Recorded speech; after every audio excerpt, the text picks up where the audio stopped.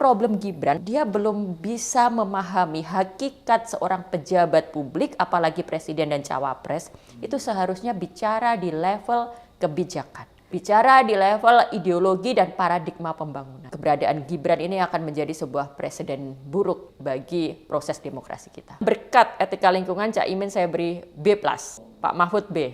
Gibran bisa F. Kesabaran publik akan habis dan ya kemarahan itu akan lebih terkonsolidasi untuk perubahan. Kemarahan publik justru sesuatu yang saya selalu tunggu dan itu yang kita harapkan jauh lebih baik daripada ketika publik apatis atau ketika publik isinya hanya memuja-muja penguasa.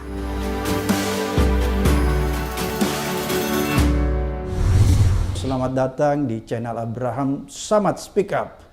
Seperti biasanya hari ini hari yang luar biasa. Saya menghadirkan seorang narasumber yang luar biasa pula. Beliau ini adalah sosiolog ya, tapi lebih dikenal sebagai novelis. Dan alhamdulillah beliau datang jauh-jauh dari Yogyakarta. Assalamualaikum Mbak Oki. Waalaikumsalam Bang Abraham. Ya, netizen namanya Oki Madasari. Ya. Mbak Oki ini mengajar di University of Singapore ya. Kemudian pendiri CEO Omong-Omong Media. Ya. Nah, ini menarik. Omon-omon kan Omon-omon. sekarang lagi. Omong-omong. Nah, omon-omon. Kemudian ada yang menarik, pernah menulis buku tentang korupsi 86. Tapi yang fenomenal itu novel pertama Mbak Oki ya, judulnya Entrok. Ya. Bercerita tentang kekuasaan yang otoriter dan militeristik di zaman Orde Baru. Kayaknya paling tepat nih hari ini kita berdiskusi dengan Mbak Oki karena rasa-rasanya Mbak Oki zaman ini sepertinya saya ini berada di zaman Orde Baru, pernah jadi aktivis di zaman kayak mirip-mirip Orde Baru. Ya agak mirip-mirip. Ada apa ya, atmosfernya seperti kayak Orde Baru. Tapi oke lah, kita tidak membahas dulu Orde Baru, kita membahas dulu peristiwa tentang debat Cawapres. Lagi-lagi debat itu kan sebenarnya kalau kita lihat ya, dia membicarakan tema yang cukup menarik karena mengenai ya agraria ya, kemudian masyarakat pedalaman, masyarakat adat, dan yang lebih seksi lagi mengenai food estate. Tapi kesemuanya ini kalau menurut saya, kalau kita bisa simpulkan ini kan berbicara tentang ketimpangan sosial, seperti itulah. Ini bidangnya Mbak Oki nih, sosiologi. Tapi sebelum kita berdiskusi ke arah sana, saya ingin mengomentari sedikit nih. Ada yang menarik Mbak Oki ya, tiba-tiba Gibran ini sepertinya mempertontonkan sesuatu yang tidak wajar menurut ukuran saya. Kenapa? Ada hal-hal yang sudah diperingati. Ya, tata cara di debat itu misalnya nggak boleh keluar dari podium. Toh dia tetap keluar dari podium dan tidak ditegur oleh moderator. Kemudian yang kedua, tidak menggunakan istilah atau singkatan. Tetap dia menggunakan istilah. Yang ingin saya tanyakan Mbak Oki, apakah yang dilakukan Gibran ini sebenarnya ingin menutupi kelemahannya bahwa dia termasuk orang yang cukup goblok? Ya, mungkin itu juga, dan Bang Abraham yang bilang dia termasuk goblok gitu. Tapi kalau dari saya pertama-tama akan melihat debat itu kan sebenarnya ruang adu gagasan. Dia bisa kita lihat sebagai ruang terhormat untuk adu intelektualitas. Nah, apa yang dilakukan Gibran itu dengan segala gesturnya, dengan apa yang dia katakan, bagi saya adalah bentuk dia tidak menghargai intelektualitas, dia tidak menghargai forum debat KPU, dan dia tidak menghargai kesempatan publik untuk mendapatkan gambaran gagasan dari masing-masing cawapres. Dia anggap itu tidak terlalu penting dan dia perlakukan itu dengan gayanya yang penuh gimmick, disrespectful. Dia sama sekali tidak menghargai semua itu. Kalau dalam bahasa orang kita nih, tetangga-tetangga kita, songong lah dikit-dikit. Jadi ini songong anak pejabat? Ini, saya pikir kalau Gibran bukan anak seorang presiden, dia tidak akan berani melakukan itu. Jadi memang kesongongan itu terbentuk dari situasi latar belakang yang dia miliki. Dia merasa dia punya kekuasaan, dia merasa punya backup yang bisa melindungi dia. Dia merasa punya privilege ya sebagai anak presiden. Dan dia maju pun karena privilege. Dia berada di ruang debat itu sesungguhnya karena privilege yang dia miliki. Bukan karena kemampuan. Saya tidak pernah melihat itu. Kita sekarang kembali ke sejarahnya dia bisa maju sebagai cawapres. Bagaimana yang terjadi di MK. Ini sudah banyak dibahas di speak up-nya Abraham Samad ini kan. Jadi dia sudah melanggar etika pun menganggap biasa aja. MK kan sudah jelas mengatakan bahwa putusan itu melanggar etik. Nah, artinya kan sebenarnya legitimasi dia itu patut dipertanyakan. Oke, sah secara hukum. Tapi kan kita sebagai publik itu tidak melihatnya punya legitimasi untuk berada di panggung debat cawapres itu. Panggung terhormat ya. Nah, lalu kemudian itu mengkonfirmasi apa yang kita takutkan. Memang dia belum layak berada di situ. Kemampuannya, kualitasnya, bagaimana dia mengelola dirinya, mengelola sikapnya itu tidak layak untuk menjadi calon wakil presiden. Ada sebagian orang mengatakan, walaupun saya keberatan dengan narasi ini bahwa Gibran katanya kritis, tegas, jadi jangan di-challenge karena itu perlu bagi anak muda. Tapi saya tidak melihat itu. Nah, definisi kritis itu apa sih? Kalau dari saya kan jelas, kita semua harus punya kemampuan berpikir kritis dan keberanian berpikir kritis. Kritis itu selalu questioning power, mempertanyakan kekuasaan, mempertanyakan otoritas, menyuarakan apa yang kita anggap nggak benar, menyuarakan kebijakan yang kita anggap akan merugikan orang banyak. Itu kritis. Apa yang dilakukan Gibran tidak ada hubungannya dengan kritis itu tadi. Dia kan kita melihat langsung bagaimana yang dia omongin, bagaimana gestur dia. Gimana tuh Bang Abraham? Gini kan, gini. Saya tidak melihat jawabannya Profesor Mahfud. Itu kan tidak ada hubungannya dengan kebijakan dan kepentingan publik. Itu semata hanya ditujukan untuk menyerang lawan debatnya. Dan kalau orang tumbuh dalam lingkaran dunia akademik yang memang terbiasa dengan debat, terbiasa dengan adu gagasan, yang seperti itu nggak layak ada. Sudah tidak ada dalam ruang lingkup rasionalisasi sebuah ruang debat gitu. Apalagi ini jelas-jelas untuk kepentingan publik gitu. Atau memang mungkin ini semakin terkonfirmasi bahwa Gibran ini kan sebenarnya orang yang tidak pernah ada di dunia akademis. Itu ya, bahwa katanya ijazahnya S1-nya itu bukan S1. Apa ini semakin terkonfirmasi? Katanya semacam kursus saja di luar negeri. Ya, bisa jadi. Lembaga itu ada kan, dan saya tidak akan berkomentar apakah ijazah itu asli atau palsu, itu ruangnya lain. Anggaplah asli. Dia punya ijazahnya itu. Asli. Tapi intelektualisme seseorang itu tidak semata ditentukan oleh ijazahnya. Oke, dia lulusan luar negeri gitu kan. Tapi sikap dia tidak mencerminkan seorang intelektual, seseorang yang terdidik dengan tradisi intelektualisme yang seharusnya ada di level perguruan tinggi. Tidak ada sama sekali.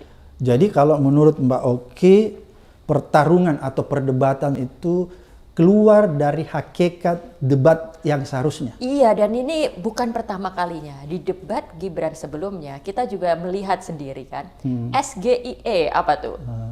Sekarang kan menjadi sego goreng iwa empal gitu kan, jadi joke gitu. Tapi bagaimana dia melontarkan singkatan itu bentuk ketidakpahaman Gibran pada tujuan debat. Dia masih menganggap ini level cerdas cermat, tebak-tebakan. Saya pikir problem Gibran sebenarnya juga dia belum bisa memahami hakikat seorang pejabat publik, apalagi presiden dan cawapres, itu seharusnya bicara di level kebijakan. Bicara di level ideologi dan paradigma pembangunan. Nah, itu yang saya takutkan belum dimiliki oleh Gibran. Jadi kedua debat yang dihadiri Gibran, dia belum memperlihatkan kepada kita semua bahwa dia berbicara dalam konteks gagasan, kebijakan, paradigma. Belum ke situ ya? Belum. Masih terlalu rendah, operasional. Masih terlalu rendah, dan dia menarik level debat itu menjadi lebih rendah gitu loh. Jadi akhirnya gara-gara Gibran, problemnya bukan hanya Gibran seorang yang berada pada problem itu, dia menarik level debat cawapres menjadi rendah dan gagal untuk memberikan yang terbaik pada publik.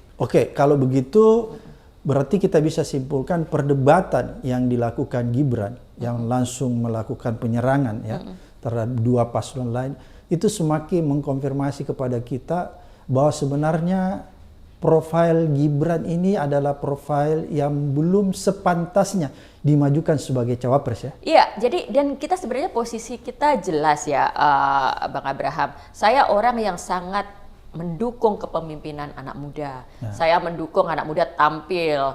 Tapi ketika ada seorang anak muda yang memang kapabilitasnya, kemampuannya dipaksakan, apalagi dengan repot-repot mengubah aturan demi memberi karpet merah pada dia, gitu kan? Jelas memang keberadaan Gibran ini akan menjadi sebuah presiden buruk bagi proses demokrasi kita. Kalau begitu berarti sebenarnya kita tidak sedang mempersoalkan muda atau tidak mudanya seorang calon pemimpin, tapi kita lebih mempersoalkan calon pemimpin itu harus punya kualitas, intelektualitas, dan integritas. Itu yang penting, agree. Dan yang menarik lagi, misalnya kemarin juga Gibran sempat melakukan challenge terhadap Cak Imin mengenai singkatan, lagi-lagi singkatan yang dia persepsikan bahwa itu sebenarnya singkatan itu sebenarnya makna atau usulan-usulan yang sudah disampaikan si Thomas Lembo, seperti gitu ya. Bahwa nikel tidak terlalu penting, yang paling penting itu litium, baterai litium sebenarnya. Tapi kan dia tidak langsung straight to the point menyatakan, dia bikin singkatan sehingga orang bisa salah mengartikan. Dan ketika orang takut salah mengartikan kan kadang-kadang orang mengembalikan tolong diterjemahkan secara lengkap. Dan kesempatan itulah yang dia gunakan Gibran untuk mengkonfirmasi ulang bahwa inilah orang tidak punya kemampuan, nggak tahu apa-apa gitu. ya. Iya, padahal kalau saja Gibran menyampaikan dengan bahasa yang lebih sederhana dengan tujuan untuk menggali pemikirannya Cak Imin, akan dapat jawabannya. Karena kan dengan mengatakan bahwa apakah benar Anda melihat litium lebih baik dari nikel dan bahwa itu nanti akan memberi keuntungan ekonomi lebih besar, lalu bagaimana? Tentu Cak Imin akan bisa jawab. Dan ini karena kita sekaligus ngomongin debat. Ketika Gibran lagi-lagi mengatakan nikel, hilirisasi sebagai trademark, sebagai dagangan utama, ini udah waktunya juga kita mencoba membongkar, mengkritisi apa betul nikel itu seperti yang dia sampaikan, gitu kan. Ini jangan sampai nikel ini jadi mitos baru nanti, mitos tentang nikel dan segala pertumbuhan ekonomi ini. Faktanya kita udah bisa lihat publikasi-publikasi di media internasional gitu. Pertama, litium ternyata akan menjadi sumber energi yang baterai yang lebih bagus, yang lebih bisa diandalkan daripada nikel. Nah, ini yang sebenarnya hendak ide utama dari apa yang dibilang timnya Cak Imin, lalu kemudian Tom Limbong itu, dia mau mengatakan bahwa litium itu lebih bagus daripada nikel. Paling tidak bisa alternatif. Iya, jadi nikel ini bukan satu-satunya gitu kan. Nah, lalu yang kedua, nanti kan akan ada oversupply kalau kita terus nikel gitu kan, karena kita sudah percaya bahwa kita menjadi produsen nikel dengan segala hilirisasi itu. Kalau oversupply terjadi, harga rendah, nikel kita nggak ada artinya, lalu kemudian karena harga rendah kita tidak bisa membayar tenaga kerja dengan layak, kita tidak bisa memberikan jaminan dengan lebih baik, dan lebih buruk dari itu, hutan sudah terlanjur dirusak, lingkungan sudah terlanjur dirusak, ya sudah, kita mendapat kerugian yang begitu besar yang tidak akan bisa kita pertanggungjawabkan. Jadi sebenarnya itu yang harus kita pertanyakan dari soal nikel itu. Seandainya saja Gibran bertanya dengan lebih lugas, saya pikir Cak Imin akan pasti bisa menjawab maksudnya mereka dengan litium baterai itu apa. Tapi ya karena dia lebih senang untuk tujuannya bukan untuk menggali jawaban, tapi lebih mempermalukan, jadi kita juga gagal mendapat penjelasan tentang itu kan.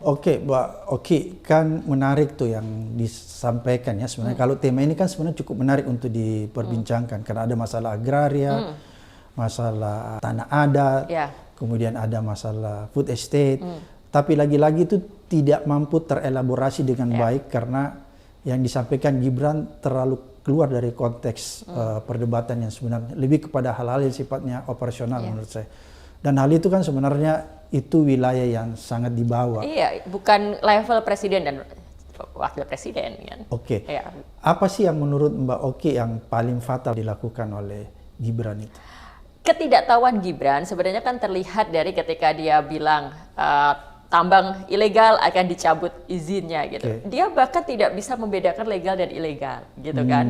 Itu hal fatal. Kalau itu semuanya harus tahu. Presiden, wakil presiden harus bisa membedakan antara legal dan ilegal. Kenapa ada pertambangan ilegal, sehingga apa yang harus kita lakukan. Ketika jawaban dia mencabut izin, ya dia nggak paham soal itu. Bagi saya ini akan menjadi persoalan ke depan kalau kita bicara tentang bagaimana pengelolaan sumber daya alam kita, bagaimana distribusi lahan, investasi kan kaitannya juga dengan legal dan tidak legal, keberpihakan gitu. Nah ini tidak terlihat dari apa yang disampaikan oleh Gibran. Dan bagi saya kalau dari substansi itu, gitu. Kalau kritik saya terhadap nikel dan hilirisasi kan sudah jelas yang tadi saya sampaikan. Mbak Oki, ada yang menarik nih. Setiap saya lihat pernyataan-pernyataannya Mbak Oki ada menyampaikan tentang 5 mitos untuk Jokowi. Bisa diurai siapa makna sebenarnya itu 5 mitos Jokowi? Jadi saya menyampaikan itu tidak terlepas dari keilmuan saya di sosiologi. Itu ada sosiologi pengetahuan yang percaya bahwa cara pemerintah, cara penguasa untuk mengontrol publik itu selalu dengan memfabrikasi pengetahuan. Salah satunya yang akhirnya dipercaya masyarakat dan menjadi mitos. Jadi walaupun itu bohong, jadi dipercaya, kira-kira seperti itu? Iya. Sesuatu jadi mitos karena dia dipercaya. Nah, dalam proses Pak Jokowi itu ada 5 mitos yang saya telisik. Pertama adalah mitos Pak Jokowi orang baik. Nah, ini sudah dimulai gelombangnya sejak sebelum pencalonan yang periode pertama kan, di era pertama itu selalu yang ditampilkan Pak Jokowi orang baik, orang sederhana gitu, selalu pakai produk murah-murah, harga sepatunya sekian-sekian. Padahal kita tahu Bu Riana fotonya aja nanteng Dior gitu, yang saya tahu harganya berapa gitu kan. Sekarang anak dan menantunya juga seperti itu. Jadi itu pencitraan ya? Jadi gini, tidak ada yang salah dengan orang pakai tas mahal, apalagi beliau pengusaha kan. Tapi kalau dibilangnya dia sederhana, wong desa kan selalu gitu dekat kan, tapi itu bertolak belakang dengan apa yang sebenarnya dilakukan, kan itu jadi masalah. Dan ketika itu dipercaya orang terbentuk memang betul-betul persepsi Pak Jokowi orang baik dan sederhana itu salah satu fabrikasi mitos terdahsyat di era ini. Berhasil tertanam. Itu kayak setara dengan dulu adalah Pak Harto Bapak Pembangunan. Setara itu, seperti itu. Sama mitosnya. Iya, betul. Lalu yang kedua adalah mitos tentang setiap orang punya kesempatan yang sama dalam demokrasi. Ternyata kan enggak, tadi udah kita urai. Kalau seorang anak muda yang tinggal di desa, bapaknya bukan presiden, apakah dia bisa nyalon cawapres? Belum tentu. Walaupun dia lebih pintar daripada Gibran. Iya, walaupun itu. Jadi bahwa kita punya kesempatan yang sama dalam demokrasi itu mitos semata. Enggak, buktinya enggak. Lalu yang ketiga adalah mitos pemimpin muda. Mitos bahwa pemimpin muda adalah orang yang bisa merepresentasikan kepentingan anak muda, itu belum tentu. Jangan termakan itu, jangan pilih hanya karena dia muda, oh dia yang cocok nih sama aku, jangan. Yang keempat, mitos pemimpin gemoy gitu kan. Ini yang dicoba untuk diproduksi gitu kan. Setelah orang baik mau dilanjutkan dengan gemoy. Nah, yang Naruto. Nah, tapi yang saya syukuri nih Bang Abraham, ini kan apa yang saya kemukakan lewat 5 mitos ini kan waktu itu sangat viral ya. Nah, salah satu dampaknya adalah saya melihat gemoy ini turun gaungnya nih. Orang jadi kayak udah tahu kartu trufnya gitu, dan mereka juga kayak mengerem untuk pakai kata gemoy gitu. Nah, dan prosesnya, perjalanannya, kita juga bisa lihat si pemimpin yang hendak dicitrakan gemoy ini melakukan berbagai keblunderan yang akhirnya membuka watak aslinya. Tabirnya terbuka. Jadi saya harapkan mitos ini bisa tidak terlalu lama bercokol dalam kesadaran publik. Yang kelima, mitos presiden netral. Jadi kalau presiden selalu bilang bahwa saya netral. Itu urusan pemimpin partai. Itu urusan partai. Saya nggak ikut, nggak cawe-cawe. Tapi kalau kita lihat bagaimana kemudian presiden bilang, oh itu format debatnya KPU harus diubah, gitu kan? Atau kita lihatlah sekarang dugaan kecurangan kita dengan kecurangan yang terjadi dengan pengarahan aparat, polisi ikut masang baliho, tentara ikut foto-foto dan sebagainya. Itu kan bagian dari bukti-bukti bahwa memang presiden tidak netral gitu. Jadi mitos adalah sesuatu yang dipercaya publik, dan sebenarnya apa yang saya coba ingin katakan adalah jangan percaya itu. Jadi kalau dikatakan presiden netral, memang kenyataannya presiden itu nggak netral. Jadi Nah, jangan percaya. jangan percaya, dan di titik itulah kemudian kita harus lebih bisa kritis melihat, bisa lebih mewaspadai apa motivasi dari presiden, apa langkah presiden untuk mengamankan kepentingannya, kan gitu.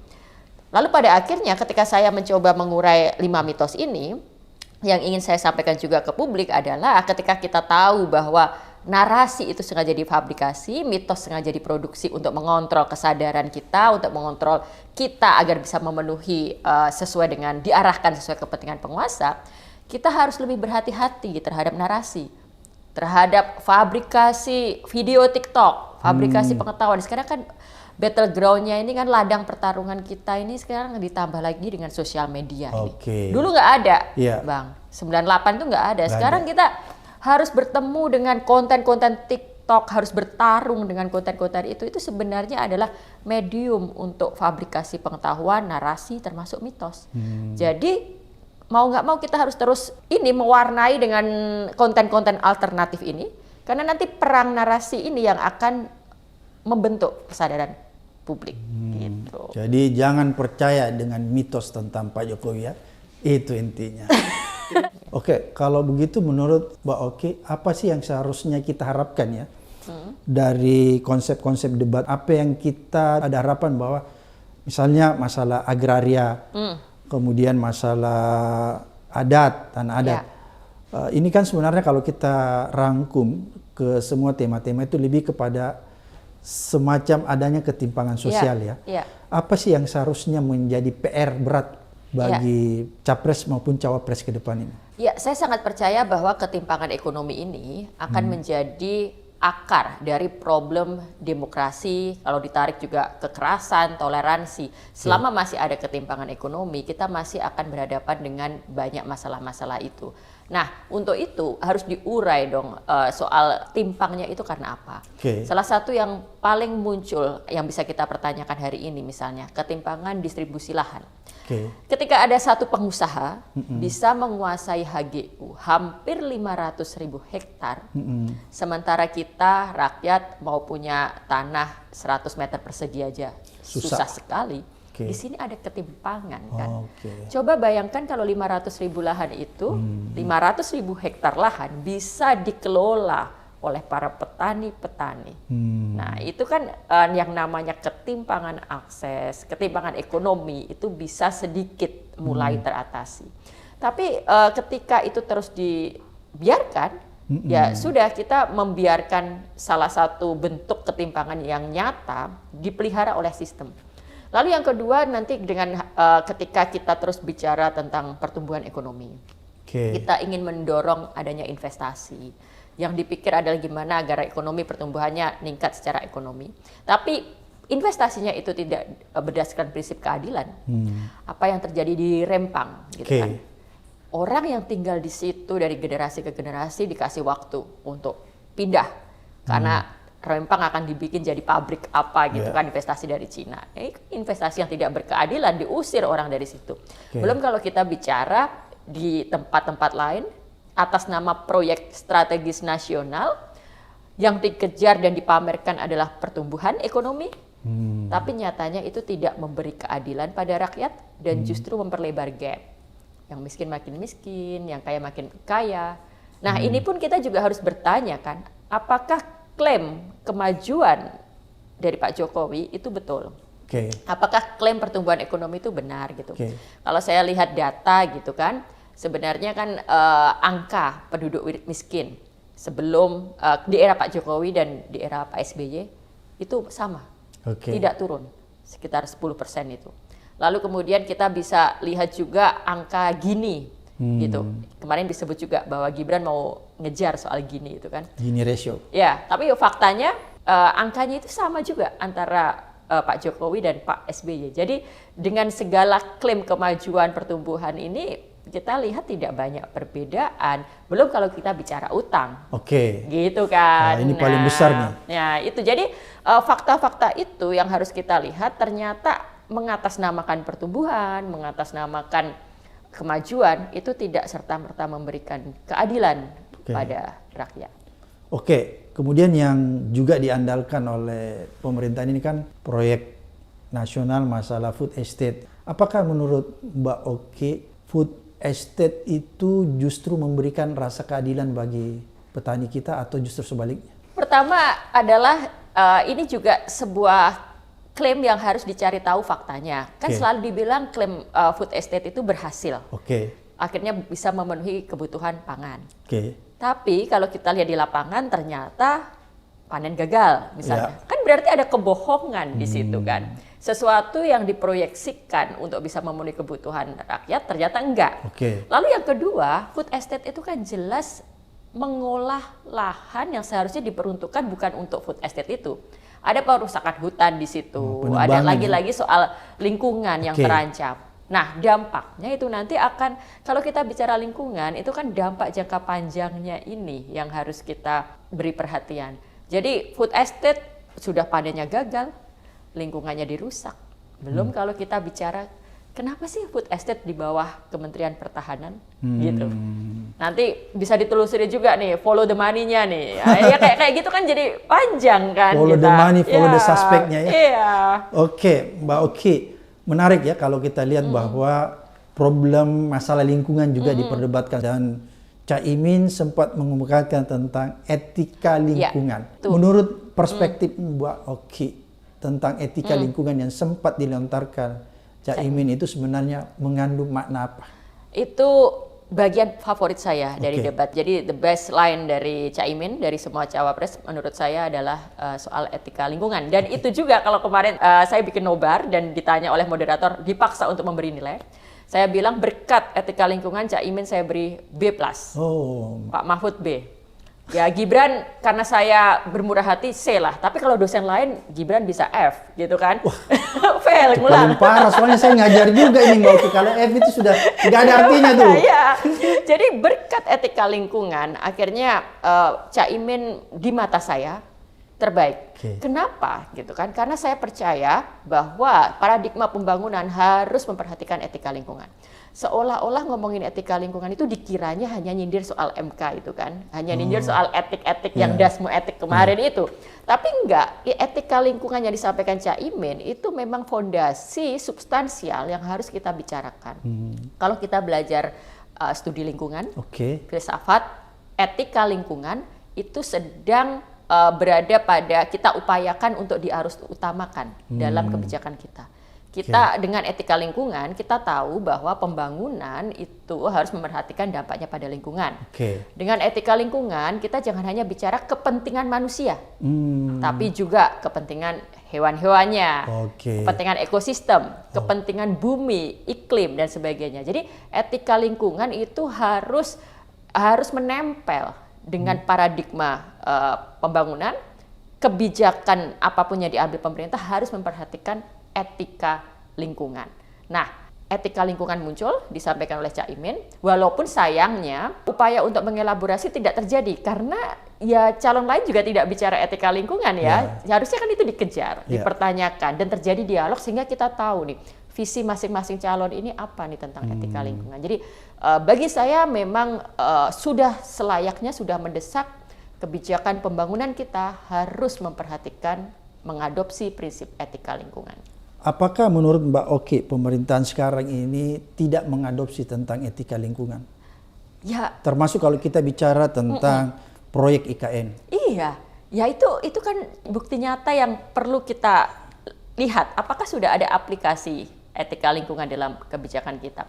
Ketika kita bicara IKN, lalu kemudian jawabannya adalah, oh nanti IKN itu akan menjadi kota hijau, gitu kan? Ini kan sebuah jawaban yang seperti hanya memberi bungkusnya saja ke kita gitu kan. Tidak betul-betul menjawab pertanyaan misalnya. IKN dibangun di sebuah wilayah yang seharusnya itu hutan. Ketika kita nanti membangun di tempat itu, memindahkan manusia, bagaimana kemudian nanti dampaknya, bagaimana sustainability-nya, apakah sudah sesuai dengan kajian. Yang saya tahu, dulu itu kan draft akademik, naskah akademik untuk membuat IKN itu pun, itu tidak melalui proses yang semestinya. Undang-undang IKN itu diproses secara tergesa-gesa, naskah akademiknya penuh masalah, yang artinya dampak lingkungan, prinsip sustainability, etika lingkungan itu belum benar-benar dilakukan, benar-benar diadopsi dan menjadi paradigma pembangunan IKN. Nah, lalu kalau kita tarik ke yang lain-lain, ya tentu kita bisa lihat bagaimana soal upaya untuk pembangunan ekonomi, mengejar pertumbuhan, itu kerap sekali mengabaikan prinsip lingkungan. Wadas itu kita harus menyebut ya kasus-kasus itu sebagai contoh gitu, karena itu terjadi di era pemerintah sekarang. Kendeng yang waktu itu sampai ibu-ibu demo sekian lama karena tidak mau ada pabrik semen dibangun di situ gitu kan. Ini kan juga contoh bagaimana rencana membangun pabrik, rencana untuk membangun sesuatu tidak memperhatikan dampaknya pada orang-orang di sekitarnya. Ini kan yang protes orang-orang yang tinggal di situ. Orang-orang yang merasakan dampaknya langsung. Kalau mereka kemudian melakukan demo sekian lama, berkepanjangan, unjuk rasa menolak pembangunan, itu karena mereka betul-betul merasakan dampaknya dari pembangunan itu. Jadi memang etika lingkungan itu belum menjadi bagian dari kesadaran dan belum menjadi bagian dari proses pengambilan kebijakan di Indonesia. Oke, berarti konkretnya bahwa presiden yang terpilih nanti harus memperhatikan itu ya? Oh harus, harus sekali. Ini lingkungan ini sudah menjadi masalah penting kita. Kita sudah menghadapi ancaman-ancaman nyata dengan segala bukti yang terjadi sekarang. Dan kalau kita bicara voter nih, ini saya mau sedikit politik praktis dari sisi capres dan cawapres agar lebih serius. Berdasarkan survei, anak Gen Z ini sangat peduli soal lingkungan. Mungkin karena exposure isu ya. Jadi sekarang ini kan dibentuk oleh global media yang selalu bicara soal lingkungan. Lalu ada ikon selebriti, aktivis dunia yang juga speak up tentang lingkungan. Jadi anak Gen Z ini lebih peduli karena mereka juga tahu bahwa ini nanti akan langsung mengenai mereka. Jadi kalau capres cawapres mau terpilih, mereka harus betul-betul memperhatikan isu lingkungan ini. Tapi kan ironi, milenial kalau Gibran ya. Milenial. Itu kok dia tidak banyak berbicara tentang etika lingkungan. Dia nggak bicara itu. Lalu kemudian dia hanya bicara problem zaman now diselesaikan dengan cara zaman now. Nah, tapi kita nggak tahu zaman apa. now itu apa gitu kan. Jadi banyak hal yang perlu kita gali lagi kalau kita bicara kebijakan ini. Dan memang kalau kita menyorot calon nomor 2 ya, bukan karena sekedar kita benci atau apa, tadi kita udah urek, kebetulan juga kok ya gimmicknya, gesturnya seperti itu. Tapi lebih dari itu, kenapa kita kelihatannya sangat menyorot dia? Karena dia represent incumbent kan. Pasangan 02, Pak Prabowo dan Gibran itu adalah bagian yang jelas-jelas mewakili dari pemerintah yang saat ini menjalankan kebijakan dan mereka berkomitmen akan melanjutkan. Artinya kalau di bawahnya mereka ya memang akan seperti ini dan seperti tadi saya sampaikan, padahal kita sekarang banyak problem bagaimana kebijakan tidak memperhatikan isu lingkungan itu, mengabaikan lingkungan. Jadi sangat wajar kalau publik itu seperti mau menggali terus, ini meminta pertanggungjawaban, penjelasan dari pasangan 02 gitu. Tapi lagi-lagi yang kita tangkap bahwa ketika itu dicoba diarahkan ke sana itu kan tidak terjawab sama sekali. Kita tidak mendapatkan jawaban sama sekali bahwa apakah pemerintahan sekarang ini memperhatikan hal-hal seperti itu. Itu kan nggak terjawab sama sekali. Gibran pakai kata yang keren, smart farming misalnya kan, agar anak muda katanya mau bertani lagi gitu. Nah ini juga karena saya juga banyak berdialog, banyak juga riset di lapangan gitu kan. Jadi salah satu hal yang dihadapi kenapa banyak orang sekarang nggak bertani, karena mereka nggak punya lahan. Mau bertani di tanahnya siapa gitu. Jadi anak-anak muda banyak yang memilih urbanisasi ke Jakarta, kerja di pabrik. Lalu sudah. Nah, satu hal lagi yang perlu kita perhatikan lagi kalau bicara hilirisasi gitu kan, itu jadi trademarknya dia. Tapi penekanannya Gibran selalu ke industri ekstraktif kan. Industri ekstraktif tambang, aja nikel, timah. Padahal itu sesuatu yang memang seharusnya mau nggak mau harus segera kita tinggalkan. Dampaknya akan buruk pada lingkungan dan nggak sustain. Kenapa kita nggak bicara hilirisasi itu tentang produk kreatif, tentang inovasi, Kita bisa bikin apa produk-produk elektronik atau Iya, kita iya. bisa produksi garment yang bisa diminati dunia. Itu Oke. semuanya hilirisasi yang lebih menantang kreativitas dan inovasi. Jadi sangat lucu seorang yang katanya anak muda Mewakili anak mewakili muda. anak muda mengklaim Ya. katanya problem zaman now harus diselesaikan dengan zaman now, tapi pikirannya masih tambang, ekstraktif, lalu penyelesaiannya masih ala-ala kolonial. Iya. Kan dulu kolonial, para penjajah kita aja tuh yang pikirannya gimana gali-gali tambang, nebang-nebang hutan, Oke. itu pikiran kolonial. Jadi Gibran ini tidak mewakili pikiran yang kuantum, yang melompat, pikiran anak zaman now, tapi dia mewakili pikiran-pikiran yang konservatif. Kira-kira seperti ya? Kira-kira seperti itu, konservatif ala kolonial. Wah, berarti ortodoks. Oke, menarik Mbak Oki. Ya. Setelah kita melihat perkembangan semakin hari semakin memprihatinkan. Kelihatannya kita tidak bisa menghindari lagi yang namanya kecurangan yang begitu masif di lapangan yang berkaitan dengan Pilpres ini. Ya. Itu masif dan dipertontonkan secara kasat mata. Dan yang paling ironi karena seolah-olah rejim ini menggunakan tangan-tangan aparat Ya. ya untuk melakukan kecurangan. Sehingga ketika kecurangan itu tertangkap atau tercapture dan orang melapor, lagi-lagi laporan yang disampaikan masyarakat tidak akan mungkin bisa ditindaklanjuti. Ya. Karena lagi-lagi kekuasaan yang bermain. Kalau ini terus terjadi, ini semacam saluran menjadi mampet. Nggak ada saluran untuk menyalurkan karena semua mentok. Orang terintimidasi, semua orang dalam kondisi yang tidak berdaya lagi. Kalau dalam ilmu-ilmu sosiologi itu kan dia akan mencari ruang, mencari jalan untuk melepaskan unek-uneknya, untuk melepaskan kemarahannya. Apakah fenomena ini akan terjadi, Mbak? Sebelum ke itu, Oke. ketika kecurangan tidak terbendung ya, kita harus melihat dulu bagaimana sekarang ada proses untuk bisa melegitimasi nanti kalau ada kecurangan itu. Oke. Itu yang paling saya takutkan. Oke. Sekarang kita bisa lihat tuh di jalanan, baliho-baliho spanduk baru yang baru muncul beberapa minggu terakhir. Satu putaran. Oke. Lebih hemat, lebih damai, karena toh hasilnya juga udah ketahuan. Ini pasti menang. Nah, ini juga cara untuk mengkondisikan psikologi publik, mendorong mereka, menggiring mereka untuk memilih yang katanya udah pasti menang, Oke. gitu kan? Nah, kalau dalam teori psikologi sosial, Iya. gitu kan, teori sosiologi juga, setiap individu itu kan selalu mau masuk dalam kerumunan besar. Kerumunan ya? Kerumunan besar. Oke. Mereka mau menjadi bagian dari grup yang lebih besar, yang lebih dominan, menjadi bagian dari pemenang. Ketika sudah dikondisikan bahwa ini yang akan menang, buat apa 2 putaran, toh ini nanti yang akan menang.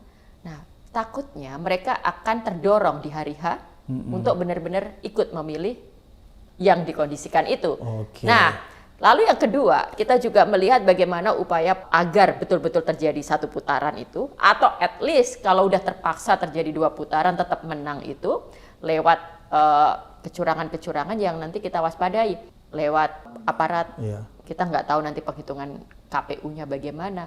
Nah, ketika kita sudah dibentuk narasinya, yang ini pasti menang, surveinya toh juga selalu tinggi, trennya katanya bisa meningkat dan sebagainya, pasti 1 putaran.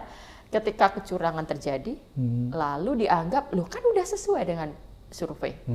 Kan udah sesuai nih, orang semuanya di mana-mana ngomongin memang 1 putaran gitu. Lalu diperkuat juga dengan fakta ya, gara-gara pengkondisian, narasi, distribusi narasi dan sebagainya, waktu hari H orang terpengaruh untuk memilih itu. Oke. Akhirnya kecurangan yang sebenarnya memang betul-betul terjadi kecurangan itu dianggap legitimate karena sesuai dengan Prediksi. semua yang sudah terjadi ini. Oke. Nah, kalau ini yang terjadi nih, makanya ini Bang, ya saya benar-benar nggak tahu apa yang harus kita lakukan.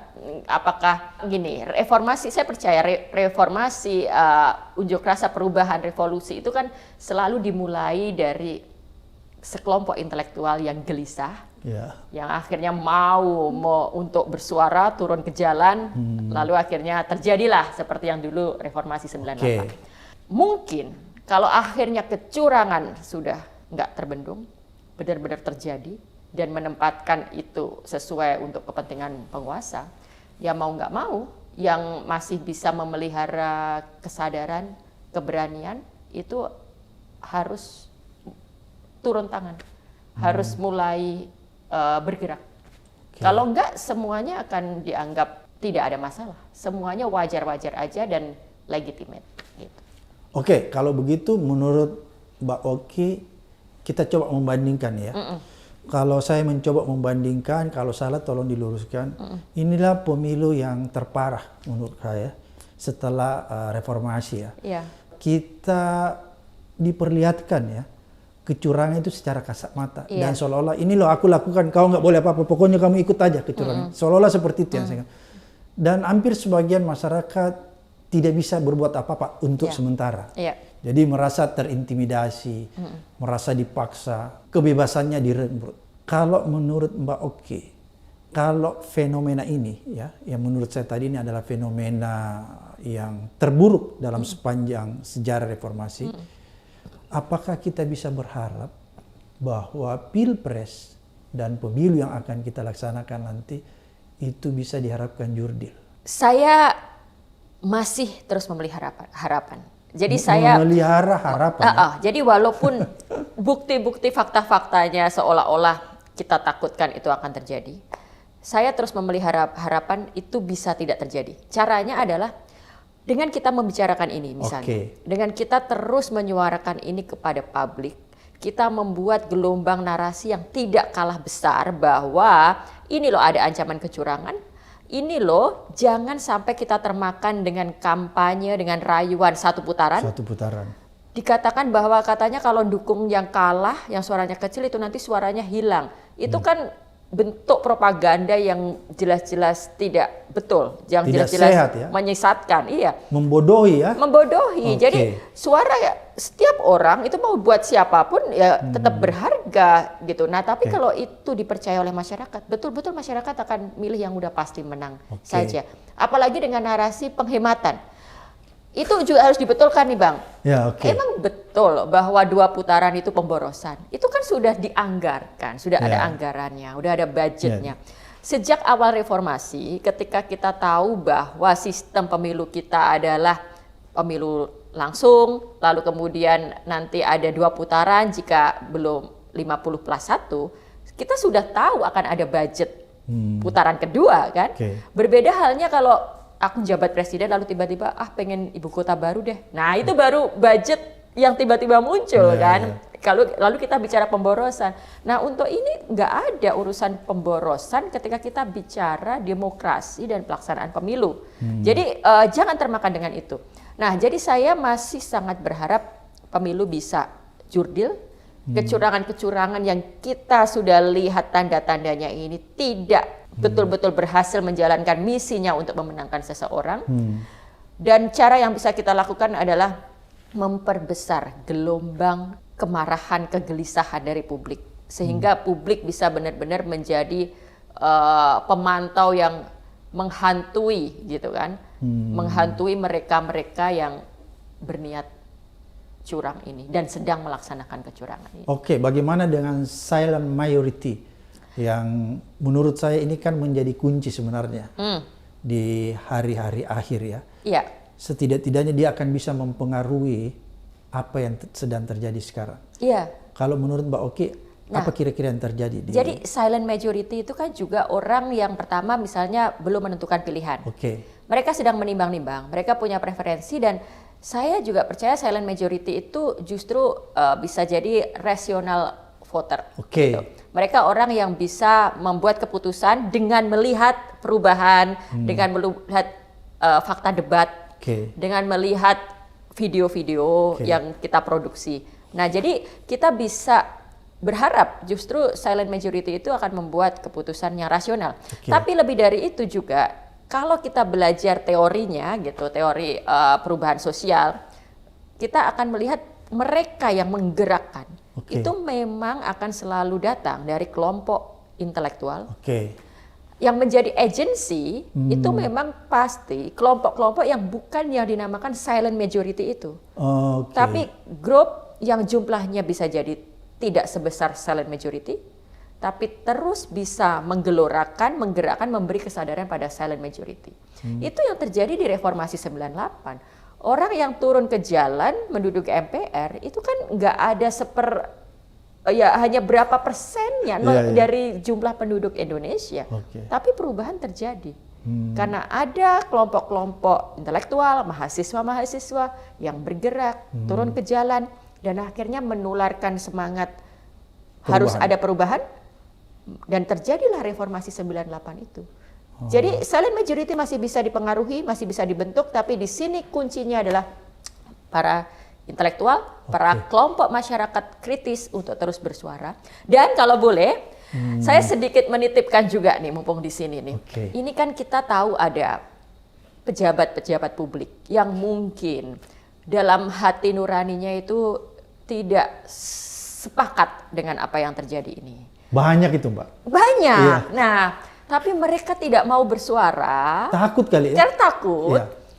Bisa juga mungkin nggak mau kehilangan jabatan ya. Setahun lumayan lah gitu kan. Nah, padahal menurut saya kalau mereka bisa menunjukkan itu akan menjadi sebuah gestur yang membuat publik jadi sadar, oh ada something wrong nih.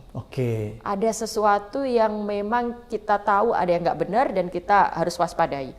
Kalau juga pejabat-pejabat publik itu bisa menunjukkan gestur itu, yang mau berbuat curang ini juga akan lebih hati-hati, nggak akan membabi buta gitu. Nah ini yang saya lagi look forward gitu loh. Bisa nggak mereka ini di detik-detik yang sudah cukup memprihatinkan, terparah sejak 98 ini ikut menentukan arah bangsa. Jadi nanti bentuknya macam-macam nih Bang. Kalau sekarang ini gosipnya misalnya udah ada menteri yang mau mundur, tapi belum juga ada yang mau mundur kan sebenarnya kan. Itu salah satu gestur juga. Nah, saya nggak tahu deh. Kayaknya Bang Abraham punya banyak bocoran. Saya menerima telepon, tapi mereka masih takut-takut. Takut untuk mundur? Tersandra. Ya, ini real politik kita ya. Sebuah kenyataan yang kita juga sedih gitu. Kalau setiap orang ternyata tersandra. Punya sesuatu yang ditakutkan, ya akhirnya dia yang berkuasa ya bisa melakukan kesemena-menaan karena mereka tidak berani bersuara. Nah saya nggak tahu nih, ini Bang Abraham justru yang harus semakin gencar nih yang ngomongin soal bagian ini. Makasih Mbak Oki. Ada yang menarik kalau kita bicara tentang silent majority. Kemudian kita bicara tentang gerakan perubahan yang mungkin kalau kita mengistilahkan itu people power. Kedengarannya sih kalau kita sebut people power kayak ngeri, pada biasa aja, biasa aja people power kan.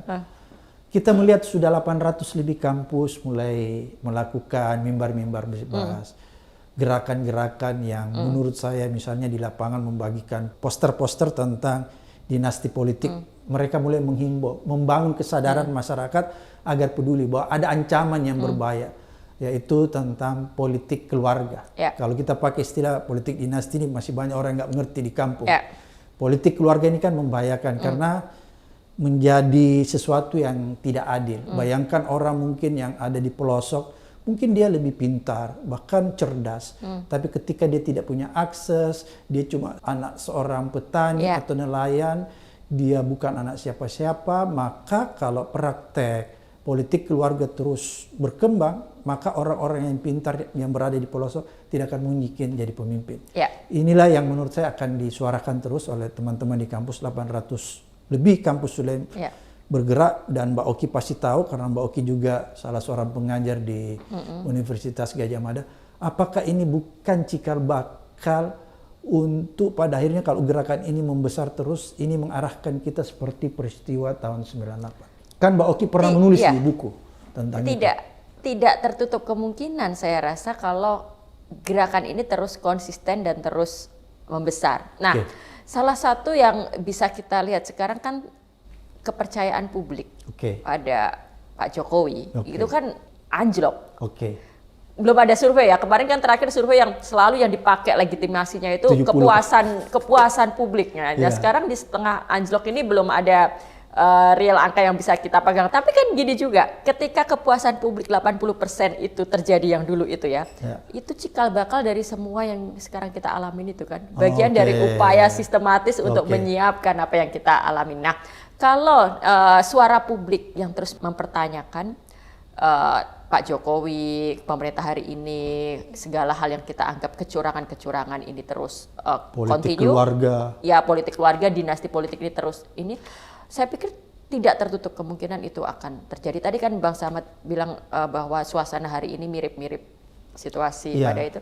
Saya rasa itu sudah terasa ya. Kalau saya ngelihat guru bangsa turun gunung sudah menyuarakan keprihatinan apa-apa, ini kan persis step by stepnya seperti yang dulu terjadi 98. Di 98. Nah, nanti kita bisa lihat sebenarnya seberapa jauh kenekatan untuk melakukan kecurangan itu. Nah, di titik yang kenekatan sudah tidak bisa lagi dibendung ini, bahwa segala cara akan digunakan. Nah, saya pikir di titik itulah kesabaran publik akan habis dan ya kemarahan itu akan lebih terkonsolidasi untuk perubahan. Gitu. Oke, Mbak Oki sebagai pakar sosiolog nih, apa plus minus ya ketika kemarahan publik itu sudah terakumulasi dan menemukan jalannya? Menemukan jalannya itu jangan dipersepsikan sebagai jalan yang negatif, belum tentu ya, mungkin jalan positif. Apa plus minusnya, Mbak? Ya, kemarahan publik itu saya tidak melihatnya sebagai sesuatu yang mengerikan dan hal yang akan membuat bangsa kita mundur. Kemarahan itu masalahnya kan memang kita mengidentikan kata kemarahan dengan bakar-bakaran, padahal bukan di situ sebenarnya. Enggak, jadi kemarahan ini kan ekspresi ketidakpuasan, puncak kritik yang mungkin disampaikan dengan unjuk rasa, dengan sekarang ada sosial media, dengan segala suara di sosial media. Jadi itu rasa kemarahan publik. Hal positif kalau kemarahan publik sudah sedemikian terkonsolidasi adalah kita bisa mencegah bangsa ini jatuh ke otoritarianisme, kita bisa mencegah kecurangan terjadi, dan lebih dari itu kita bisa menyongsong era perubahan baru. Jadi sejarah masyarakat, sejarah dunia, perubahan itu selalu ditandai dengan kemarahan-kemarahan dan kegelisahan-kegelisahan. Jadi kalau publik marah, itu pasti akan mendorong dan mempercepat adanya perubahan. Definisi perubahan itu bukan sekedar rezim berganti, presiden berganti. Perbaikan sistem. Ada siapa tahu kalau redistribusi lahan sudah bisa semakin baik kalau publik benar-benar marah. Ini kan belum sebenarnya. Kemarahan publik masih sporadis, belum bulat gitu. Jadi kemarahan publik justru sesuatu yang saya selalu tunggu. Dan itu yang kita harapkan jauh lebih baik daripada ketika publik apatis atau ketika publik isinya hanya memuja-muja penguasa. Jadi demokrasi hanya berjalan jika publik terus gelisah dan terus marah. Itulah mungkin yang disebut ya Mbak ya, kalau di dalam ilmunya Mbak Oki ini sosiolog, bahwa manusia itu bukan kerumunan ya, bukan kerumunan yang seperti binatang ya, tapi dia punya akal sehat, punya akal pikiran yang bisa melakukan sesuatu yang bisa merubah secara signifikan. Kira-kira seperti itu? Kira-kira seperti itu. Jadi saya selalu percaya untuk menuju kemajuan gitu kan, progres itu memang harus ada perubahan. Nah, yang meliding perubahan ini kan masyarakat, publik, karena kita tidak puas dengan situasi hari ini. Nanti kan harapan saya kalau publik sudah marah banget nih, misalnya contoh paling kecil, KPK itu harus dibenerin dong. Saya ini kan mengikuti banget nih KPK itu dari awal tuh Bang. Dari zaman ketua pertama, lalu sekarang kita lihat apa yang terjadi sekarang ini kan nggak bisa dibiarin. Nah, publik tuh harusnya marah ngelihat KPK, institusi demokrasi yang dibangun pasca reformasi untuk membangun Indonesia yang anti korupsi diacak-acak kayak gitu. Dihancur leburkan. Nah, ini harus ada kemarahan publik untuk merevitalisasi KPK. Untuk membangun kepercayaan pada KPK lagi. Sekarang orang ngeliat KPK nggak percaya, nggak ada rasa ininya gitu. Mbak Oki, sebenarnya kemarahan itu pernah terjadi ketika revisi tahun 2019 ya, itu ada reformasi di korupsi, mahasiswa turun. Tapi itu kan direfresi cepat ya oleh pemerintahan dan ya banyak korban kalau kita lihat, banyak yang meninggal mahasiswa kan. Ada yang ditangkap kan, diperiksa di betul. Apakah saya khawatir kalau misalnya kemarahan dalam arti positif ini belum terkonsolidasi dengan matang, ini akan terjadi di tahun 2019 kemarin, reformasi di korupsi yang akhirnya tidak sampai ke final. Ini ya masalahnya dengan bukti apa yang terjadi dengan revisi UU KPK. termasuk dengan Undang-Undang Cipta Kerja. Omnibus Law. Kita ini dihadapkan pada, dalam bahasa saya, pemerintah dan terutama Presiden dan DPR yang bebal. Oke. Mereka ini tidak mau mendengar. Oke. Seharusnya kan demonstrasi dalam skala apapun, apalagi kemarin nggak bisa lagi disebut demonstrasi kecil sebenarnya yang terjadi di situ itu. Udah cukup memberi daya tekan kan. Tapi nggak didengar. Cipta Kerja disahkan diem-diem di saat kita nggak melihat. Revisi UU KPK terus terjadi begitu saja dan korban terus berjatuhan. Nah, lemahnya sebuah gerakan adalah memang kita seringkali nafasnya pendek. Energinya pendek. Nah, itu makanya butuh yang namanya tadi konsistensi dan butuh konsolidasi gitu. Kita nggak bisa berhenti sebelum apa yang kita inginkan tercapai. Nah, kemarin itu justru memang ini yang juga salah satu catatan saya pikir dalam gerakan masyarakat sipil kita. Justru ketika kita gagal memperjuangkan lalu berhenti. Memang pemerintahnya bebal, lalu ya itu kondisinya emang kita juga nafasnya nggak sekuat itu gitu. Jadi ketika kita berusaha untuk menghalau Cipta Kerja, begitu Cipta Kerja disahkan, ya udah kita akhirnya terpaksa menerima itu. Kita mau menghalau revisi UU KPK, begitu akhirnya disahkan, ya kita juga melemah, mundur. Ya itu catatan buat kita semua sih, buat saya yang juga bergerak bersama teman-teman di masyarakat sipil gitu kan. Kita ternyata belum punya daya dobrak gitu. Tapi saya pikir juga setiap bentuk gerakan itu pasti ada titik turning point-nya. Dan situasi setelah pasca MK ini, kita bisa merasakan geliat, kegelisahan, suara-suara itu kembali membesar. Dan saya harapkan ini kita bisa lebih solid lagi dan bisa nafas panjang untuk mencegah yang terburuk terjadi itu. Mbak Oki, istilah Tempo, anak haram konstitusi yang disematkan kepada Gibran. Menurut Mbak Oki, dari kacamata sosiologi, apa bahayanya kalau ini menjadi kenyataan dan terpilih menjadi presiden dan wakil presiden? Anak haram konstitusi ya. Dan produk gagal reformasi. Istilah Tempo. Iya, ini kalau sampai dia terpilih, ya karena legitimasi dia di mata publik itu juga dipertanyakan. Kita nggak akan mandang dia sebagai seorang pejabat publik yang bisa dipercaya. Kita tidak akan melihat dia sebagai orang yang bisa kita titipin amanat. Nah, di samping itu, yang patut disayangkan, kalau itu kan dari sisi pejabatnya, capres dan cawapresnya. Kalau dari sisi yang paling disayangkan adalah MK. Sebagaimana KPK, MK sekarang juga kehilangan kepercayaan publik. Nilainya, dulu itu kita melihat MK itu sebagai garda kita dalam mempertahankan konstitusi kan. Kalau ada undang-undang yang wah iya. Jadi saya merasa bentuk revolusi yang bisa dilakukan gitu kan secara di bidang konstitusi itu lewat MK dengan kita menuntut itu. Tapi setelah kejadian itu hilang trust publik.